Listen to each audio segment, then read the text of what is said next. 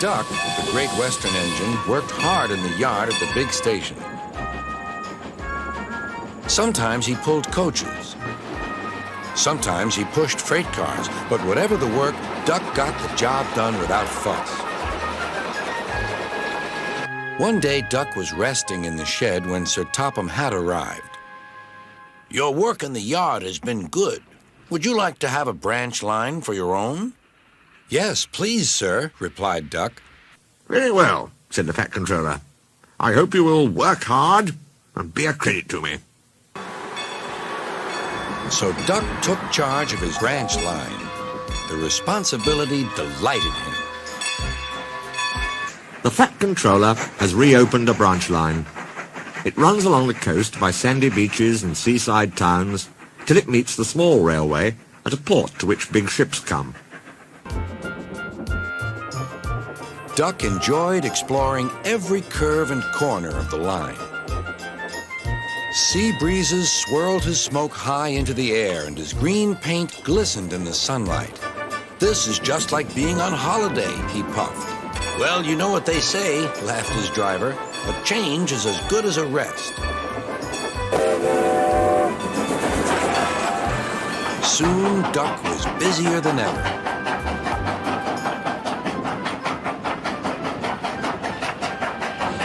Sir Topham Hatt was building a new station at the port. Duck pulled the heavy freight cars wherever they were needed. Bertie looked after Duck's passengers, and the other engines helped too, but the work took a long time. Noise and dust filled the air. "Don't worry," whistled Toby. "The station's nearly finished." "And on time, too," said Duck thankfully. Duck is very proud of his branch line, and he works very hard. They take passengers to the small railway. Duck also has some trucks, in which he hauls away the ballast the small engines bring down from their valley. The Fat Controller uses this ballast for his railway. Duck can't do all the work himself, so Donald and Douglas take turns to help him. The Fat Controller has built them a shed at the station by the small railway. Duck felt his responsibility deeply and talked endlessly about it. "You don't understand, Donald, how much Sir Topham Hatt relies on me." "Ach, aye," muttered Donald sleepily. "I'm Great Western, and I—" "Quack, quack, quack." "What?" "Ye heard? Quack, quack, ye go. Sounds like ye'd an egg laid. Now wheesht and let an engine sleep." "Quack yourself," said Duck indignantly. He stayed awake, wondering how to pay Donald out. At last he said to himself sleepily, "I'll ask driver in the morning." "Donald says I quack, as if I'd laid an egg." "Quack, do you?" pondered his fireman. He whispered something to Duck and his driver.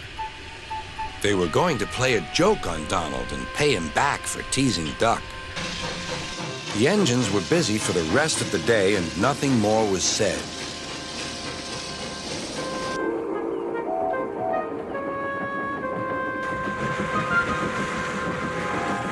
Not even a quack. But when at last Donald was asleep, Duck's driver and fireman popped something into his water tank. Next morning, when Donald stopped for water, he found that he had an unexpected passenger aboard. A small white duckling popped out of his water tank. "Now, who's behind this?" laughed Donald. The duckling was tame. She shared the fireman's sandwiches and rode in the tender. The other engines enjoyed teasing Donald about her. Presently, she grew tired of traveling and hopped off at a station, and there she stayed. But before they reached home, Donald and his driver and fireman consulted together and made a plan. That night, Donald's driver and fireman got busy, and in the morning, when Duck's crew arrived to look him over, they laughed and laughed. "Look, Duck, look what's under your bunker. It's a nest box with an egg in it." Donald opened a sleepy eye. Well, well, well, ye must have laid it in the night, Duck, all unbeknownst. Then Duck laughed, too. You win, Donald. It'd take a clever engine to get the better of you. The duckling settled at the station and became a pet with passengers and staff. She carefully inspects all parcels and luggage and sees that the porters stow them properly in the vans. When she wants a swim, she flies to a nearby pond, but always returns to welcome the trains. She stands by the cab, quacking imperiously, till driver or fireman gives her something to eat. Donald is her favourite, and she sometimes allows him to give her rides, but always gets off at her own station. The station master calls her Dilly, but to everyone else, she is always Donald's duck.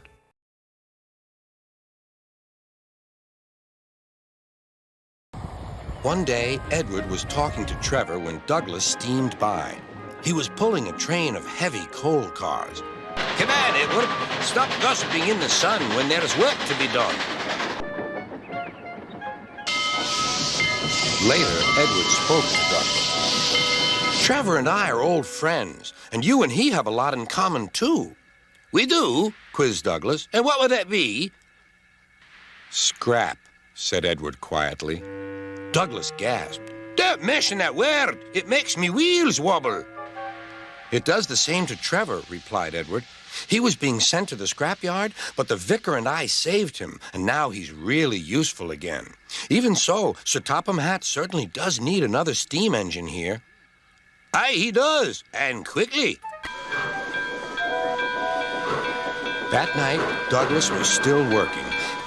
Douglas had taken the midnight goods to a station on the other railway. He was shunting, ready for his return journey, when he heard a faint... That sounds like an engine, he thought. The came again. This time it sounded almost despairing. Who's there? He asked. A whisper came. Are you a Fat Controller's engine? Aye, I'm proud of it. Thank goodness. I'm Oliver. We're escaping to your railway, but we've run out of coal and have no more steam. From what? Scrap. Douglas shivered. Then he remembered Edward's story about saving Trevor. Then it's glad I'll be to help ye. But we maun work fast. Both crews joined in, wrote out transit labels, and chalked scrap everywhere they could.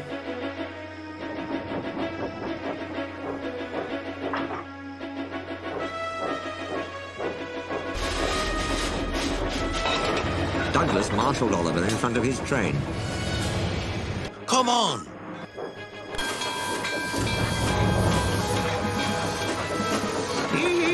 Yoo-hoo! Yelled a passing diesel. A steamer's escaping! Yoo-hoo! Douglas puffed firmly on. Take no notice, he counselled. But they were stopped before they could clear the station's throat. The foreman's lamp shone on Oliver. Ah, he exclaimed. A Western engine. His light flickered further back. A Western auto coach and goods brake too. You can't take these. Can we? No, said Douglas's driver. They're all for us. See for yourself. Douglas's guard showed him the labels and papers. Seems in order, said the foreman grudgingly. But it's queer. Sure and it is, began the guard. But I could tell you queerer. So could I, interrupted the foreman. Right away, guard.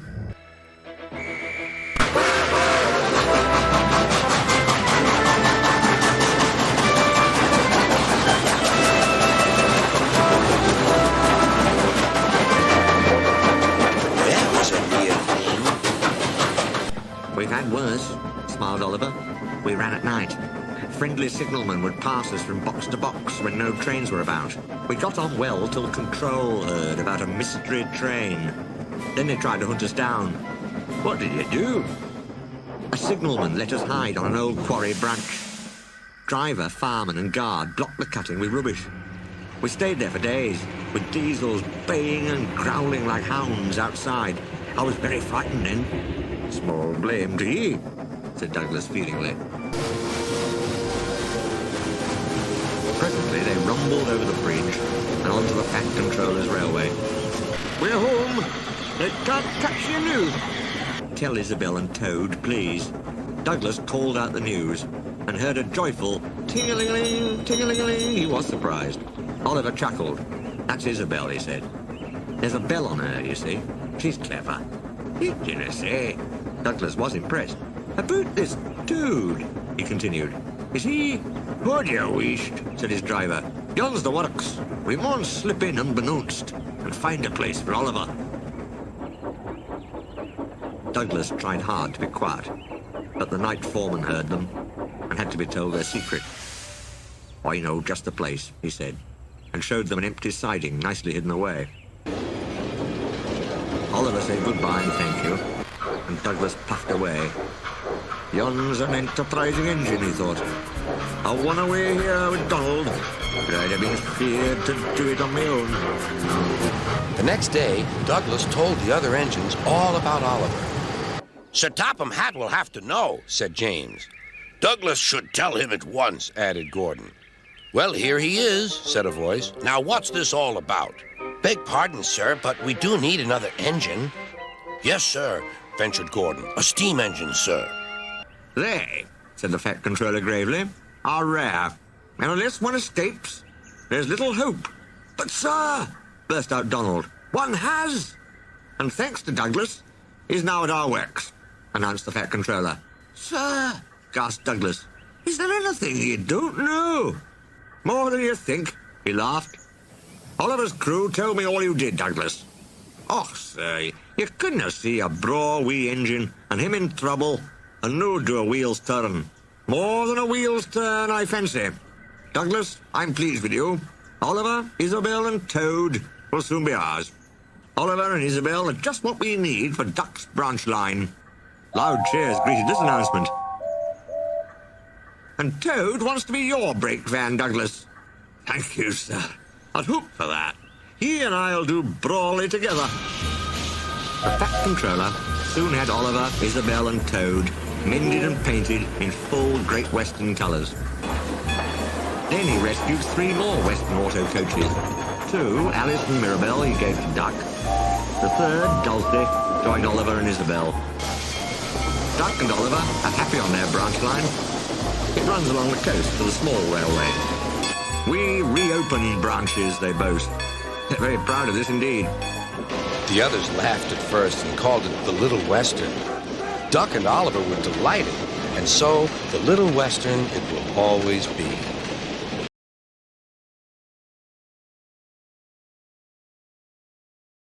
On a clear day when the sky is blue and there's just enough breeze to blow the clouds away, you can stand on the big hill above the valley and watch Duck and Oliver far below, busily at work on Duck's branch line near the sea.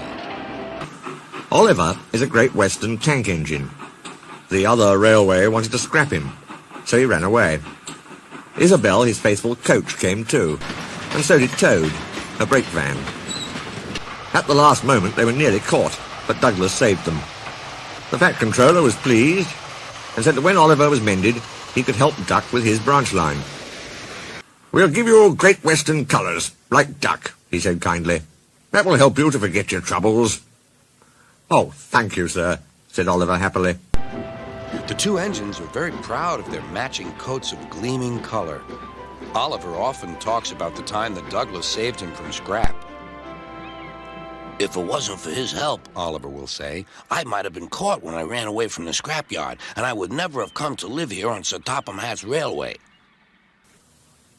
Duck's branch starts from the big station. When Oliver started work, he often met other engines there. They all wanted to know about his adventures. Amazing, remarked Henry.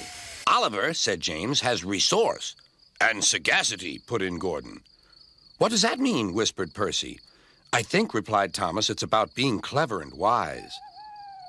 He is, finished Gordon, an example to us all. You're too kind, giggled Oliver modestly. But he was only a tank engine after all. No big engine had ever said admiring things to him before. I'm sorry to say that it made him puffed up in the smoke box. The Fat Controller rescued another coach, called Dulcie. She trundled along with Isabel. Oliver sang, "Oh, Isabel's a funny coach and so is Dulcie too. If I didn't look after them, they'd not know what to do." "Just listen to him, just listen to him," twittered Dulcie. "He's proud, he's conceited, he's heading for trouble," Isabel sadly replied. "I feel it in my frames," she shrieked as they rounded a curve. Oliver just laughed. "Henry says I'm amazing. He's right. What do I care for trouble? I just push it aside." He whistled as he swooshed along the line. One day, Sir Topham Hatt came to see him. "You are doing well. Now you must learn how to look after freight cars." Every wise engine knows that you cannot trust freight cars. All trucks are badly behaved, but ballast trucks are worst of all. The other engines warned Oliver, but he took no notice.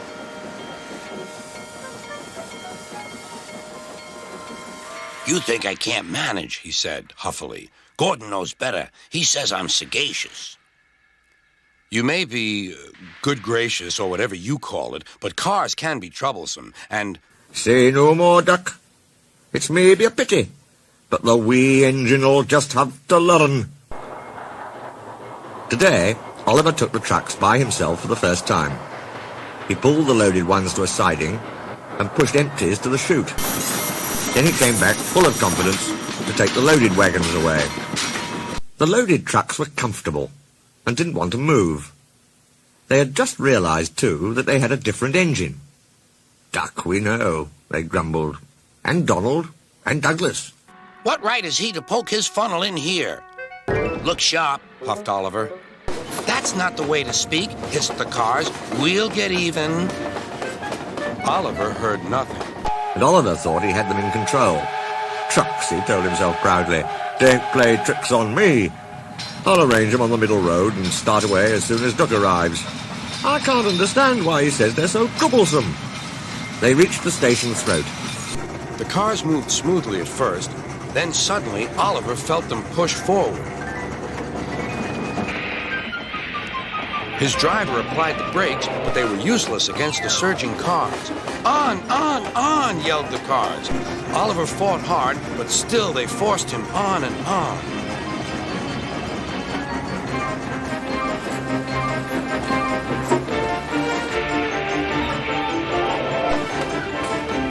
At last, the cars grew tired. "I'm winning," gasped Oliver. But it was too late.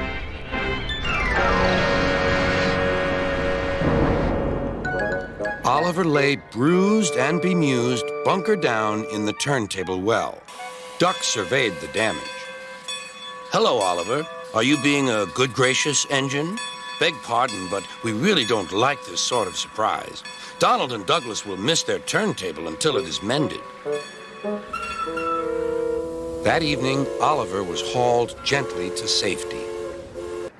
"I'm sorry, sir," he said to Sir Topham Hatt. "I should have listened to Duck's advice. I don't feel good gracious or whatever it is. I just feel silly." "Well, Oliver," replied Sir Topham Hatt, "now you know the damage cars can do." "Yes, I do, sir. I look like a load of scrap iron." "Oh, I don't think so," laughed Sir Topham Hatt. "But you do need to go to the works to be mended." The other engines now felt sorry for Oliver. "The branch line won't be the same without you," whistled Duck. "Come back soon." A few days later, Oliver did come back. His coat gleamed brighter than ever.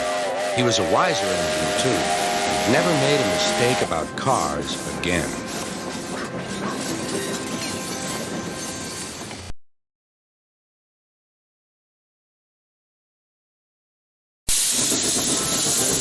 Oliver had been to the works to be mended. Some troublesome cars tricked him. The great Western engine fell into the turntable well. Now Oliver was as good as new, but he was still worried about cars. When Oliver came home again, the trucks sang rude songs. They were led by Scruffy, a private owner wagon. Oliver's no use at all, thinks he's very clever, says that he can manage us, that's the best joke ever. When he orders us about with the greatest folly, we just push him down the well. Pop goes old Ollie. Thomas, Duck, and Percy were shocked. Be quiet, they ordered. But they couldn't be everywhere, and everywhere they weren't, the cars began again. Oliver's no use at all, thinks he's very clever, says that he can manage us, that's the best joke ever.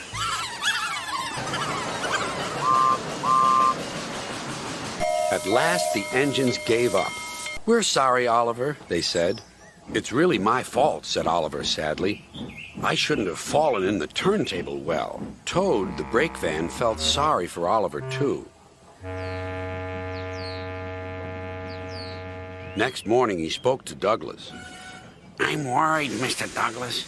This disrespect for engines, where's it going to end? Who knows, sighed Douglas. I've got a plan, Mr. Douglas. May I stay here today and help Mr. Oliver? We are both Great Western and must stand together. Certainly, Toad, replied Douglas and puffed away. Soon Toad was explaining his plan. Goodness gracious, Toad, I don't think you should suggest such a thing to Oliver. But Oliver interrupted. No, Duck, Toad's right. It's really my fault. I must put this trouble right. I meant no disrespect, you understand. Of course not, Toad. Anyway, driver says the same, and he's arranged it with the station master. Very well, Oliver, conceded Duck, but I must hurry. My passengers will be waiting. Don't forget Stepney's tip about sand. Lay it on the rails as you back down and roll it firm with your wheels. You get a splendid grip that way. Good luck. We three will be there to cheer you on while you give those trucks a lesson. So long, smiled Oliver bravely, but he felt dreadfully nervous inside. Oliver marshaled the worst cars 2 by 2. That's the way, Mr. Oliver, whispered Toad. And if you leave that scruffy till last, then you'll have him behind you, and you can bump him if he starts his nonsense.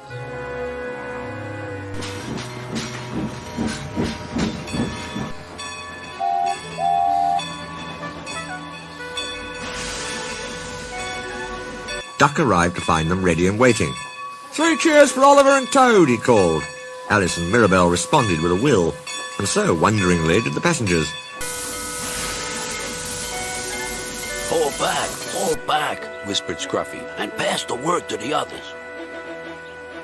The silly cars giggled.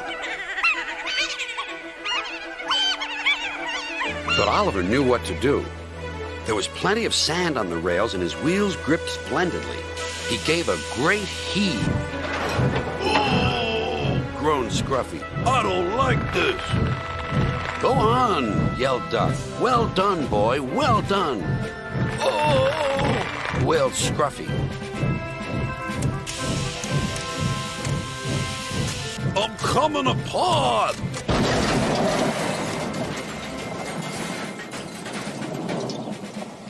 And he did. Then there was trouble. Well, Oliver, so you don't know your own strength, is that it? No, sir, said Oliver nervously. Sir Topham Hatt inspected Scruffy. As I thought. Rusty frames. Maybe if we put you back together, you'll earn yourself a better name.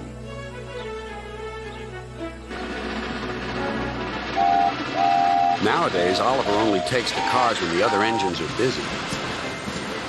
But they're always quick to warn each other. Take care with Mr. Oliver. If you play tricks on him, you'll never be the same car again. Scruffy has learned his lesson. It says nothing at all.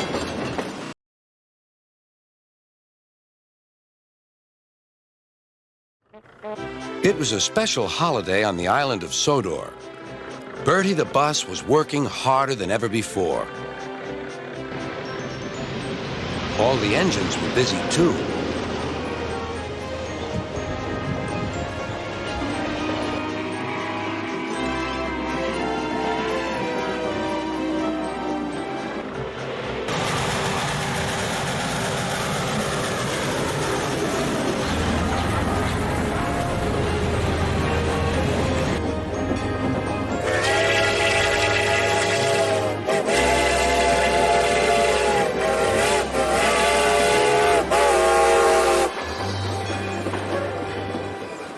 Duck was waiting for his next journey.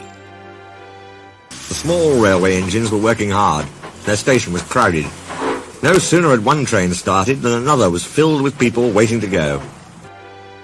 Near him stood a red bus, but he didn't look friendly like Bertie.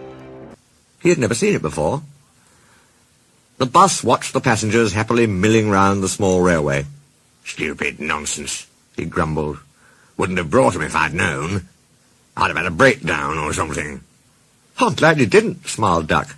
"You'd have spoilt their fun. Look how they're enjoying themselves." "Pah!" snorted the bus. "Enjoyment's all you engines live for. Taking the petrol from the tanks of us workers. Come the revolution," he went on fiercely, "railways will be ripped up. Cars and coaches will trample their remains. Free the roads," he growled. "Free the roads from railway tyranny." Duck felt shocked at such an idea. We have a friend called Bertie, and he's a bus, but he likes the railway. Sometimes he teases us about it, but he'd never want to see it ripped up. Growled the bus. "I know Bertie. He's too small in size to be of any use." Duck took no notice. That bus is silly, he thought, as he steamed away. At the passing station, Duck told Oliver about the bus. "I call him Bulgy," he chuckled. "He's painted bright red and shouts 'Down with railways.'" And then he puffed happily away.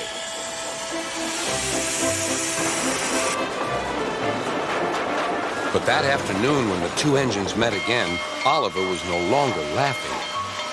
"Bulgy's friend has come," he said. "He's rude, too. He's taking Bulgy's passengers home and leaving Bulgy free to steal ours." "But he can't," objected Duck. "I just want to go to the big station. Bulgy bets he can get there before us." "Rubbish," replied Duck. "It's much farther by road." "Yeah," continued Oliver, "but Bulgy says he knows a shortcut."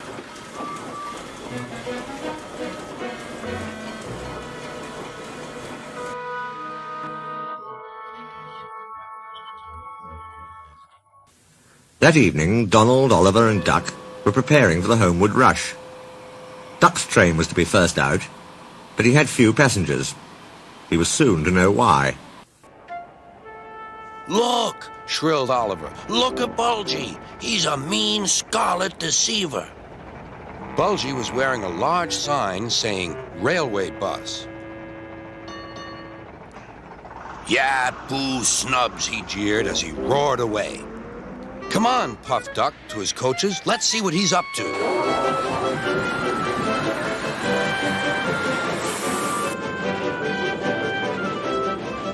Duck wanted to get back at Bulgy, but he wasn't sure how.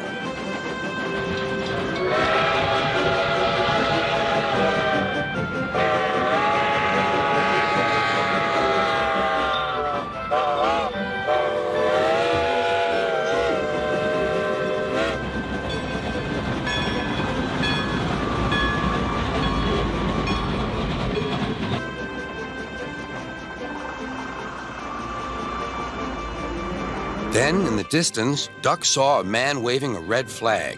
That meant danger. The line here crosses a narrow road. There was Bulgy, wedged firmly under the bridge. "So this was his shortcut," chuckled Duck. "He tricked us," shouted Bulgy's passengers. "He said he was a railway bus, but he wouldn't accept our return tickets. He wanted us to think railways are no good." Duck's crew examined the bridge. "It's risky, but we must help the passengers." "Passengers are urgent," agreed Duck. Duck slowly and carefully set off across the bridge. Bulgy wailed as he felt the bridge quiver. "Oh! Oh!"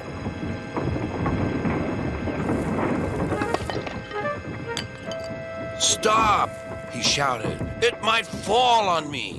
"That would serve you right for telling lies," said Duck, but the bridge didn't collapse. Duck made good time, and all the passengers caught their trains.